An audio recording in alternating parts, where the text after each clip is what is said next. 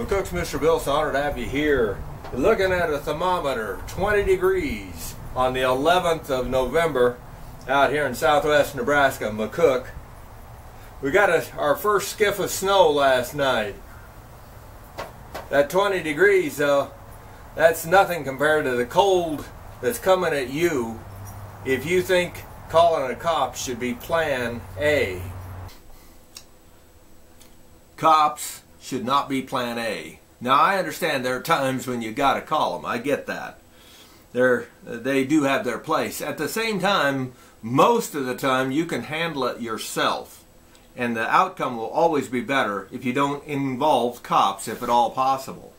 For example, neighbor of a guy I know had barking dogs, so he, instead of going to him, talking to him, or spending $50 and getting a sound machine that would kind of help train the dog not to bark all the time, rather than do that, he just called the cops.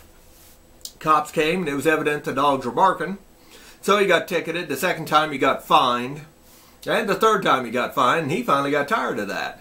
And so he turned around, and the neighbor that had turned him in, he called the cops and had him ticketed for having a business in a residential area, because besides his full-time job he was repairing cars in his garage part-time. And so they busted him for that, and then they said a second offense would be a lot higher price because you can't have a business in a residential area. Okay, so then both sides hated each other even more.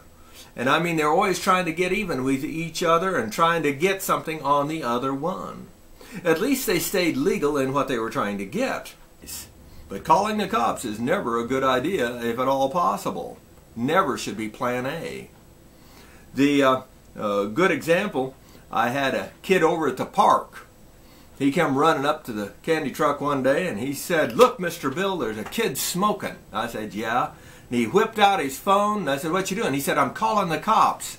And I said, "How about if we talk about this first?" And he said, police came to the school and said it's their duty to turn people in that are breaking the law, even their parents. It's their duty to have them arrested. I said, "Well, I'm not quite sure of that." And I said, that's not the best thing in the world. And I said, "You really don't want people to go to jail or your parents to go to jail." The kid said, "Well, only bad people are in jail." And I said, no, that ain't quite true either. The FBI reports say that 20,000 people are in prison today in the United States that didn't do it. Completely innocent, and yet they're in prison. So I said, "I'll tell you what though, give me a minute just to talk to you. Now you see that kid over there that you said smoking? Well, he's a junior high kid. That's not a smart thing. It's not right. In fact, it's illegal for him to do it. But this is the first time I've seen him smoking over there. Why don't you just simply go over there, have him come over, and I'll have a talk with him? Because in 32 years I've talked a number of kids out of smoking. And that's just, you know, a lot better situation. Not counting, you realize he's one of the toughies around here. I said tough. I've seen him also stand up for some little kids when they're getting abused. Now, you really want him, you know, if somebody's giving you a hard time, he'll be mad at you because you turned him in. He might let you just get beat up. Or maybe he might want to get revenge and beat you up himself.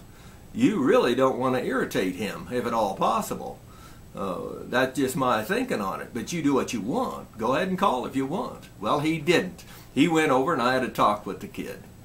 But needless to say, plan A, calling the cops at the drop of a hat, is never a good idea. And I hope you consider trying to settle a situation yourself. It's McCook's Mr. Bill. Rate this film.